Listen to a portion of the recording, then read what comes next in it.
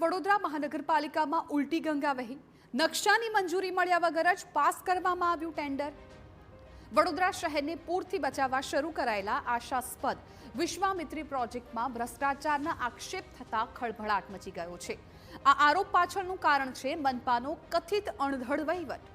મનપા દ્વારા પૂરના કારણે રોકવા શહેરના 12 જેટલા સ્થળોએ બ્રિજની નીચે ગેબિયન વોલ બનાવવાનો નિર્ણય લેવામાં આવ્યો છે, જે પાછળ 76 કરોડનો ખર્ચ કરવામાં આવશે।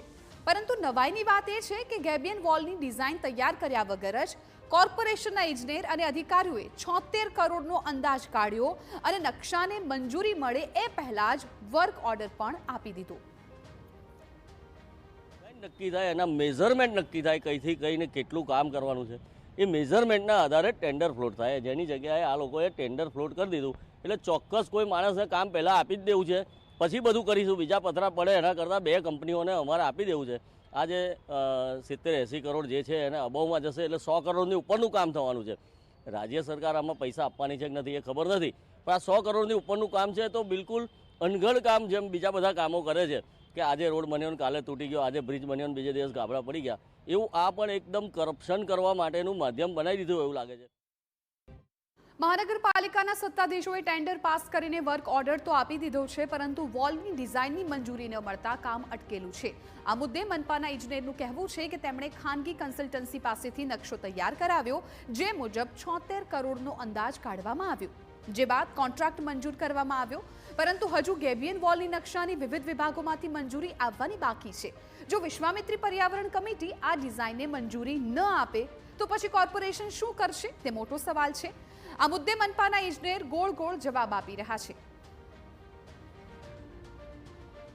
लिया था पीएमसी से हमने अप्रोक्सीमेट डिज़ाइन करा के और अमाउंट अप्रोक्सीमेट हम लोगों ने बना लिया था कि ये करना है। उसके बाद हम लोगों ने एक टेंडर किया है, उसके बाद टेंडर में लिख लिया था हम लोगों ने कि वो कॉन्ट्रैक्टर डिज़ाइन करेगा और कॉन्ट्रैक्टर ने जो डिज़ाइन किया है उसको फिर से हमने पीएमसी से रीचेक कराया है।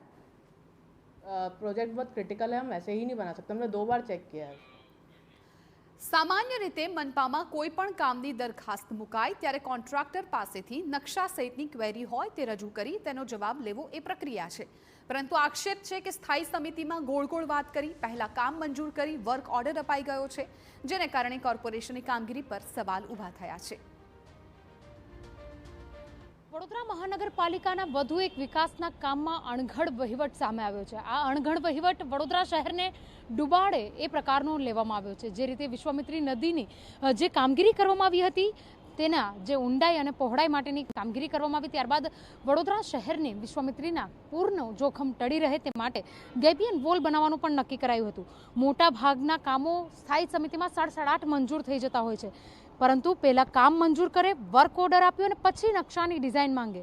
આવું લોકોએ ક્યાંય જોયું હશે ખરું? કારણ એટલું જ કે જ્યારે સ્થાયી સમિતિમાં દરખાસ્ત આવતી હોય છે ત્યારે તમામ જે કામો છે તેના નકશા, તેની ડિઝાઇન, તમામ વસ્તુઓ પહેલેથી તૈયાર થઈ જતી હોય છે। જ્યારે સામાન્ય માણસ પોતાનું ઘર બનાવતો હોય તો તેના માટે પણ પહેલાં નકશો અને તેની ડિઝાઇન તૈયાર કરે છે, બાદમાં કોઈ પણ કોન્ટ્રાક્ટરને કામગીરી આપે છે।